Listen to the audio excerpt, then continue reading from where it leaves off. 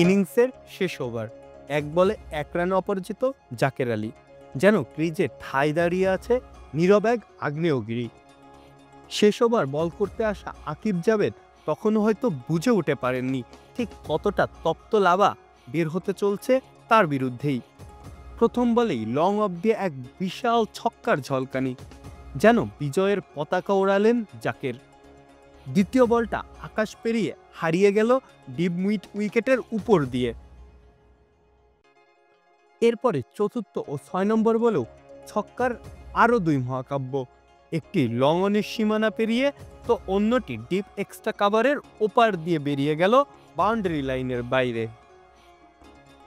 যেন তার ব্যাটিং জাদুতে আকাশ ভরে উঠল রঙিন আতশবাজিতে।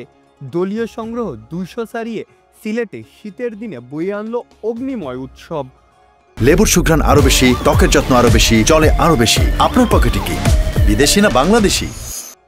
শেষ ৩ ওভারে রংপুর রাইডার্স সংগ্রহ করল ৫৪ রান।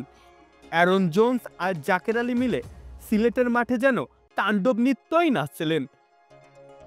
১৮ নম্বর ওভারে এলো ১৭ রান, ১৯ নম্বর ওভারে এলো ঠিক ১৯টি রান, আর শেষ ওভারটিতে ৪ ছক্কায় এলো ২৭ রান। দুজনের ব্যাটিং যেন ঝড়ের বজ্রপাত।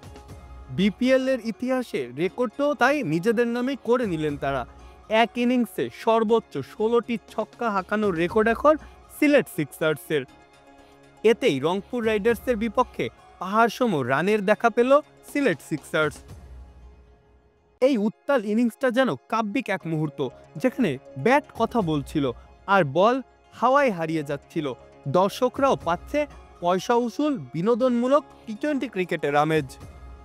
মাহফুজা আহমেদ, খেলা ৭১।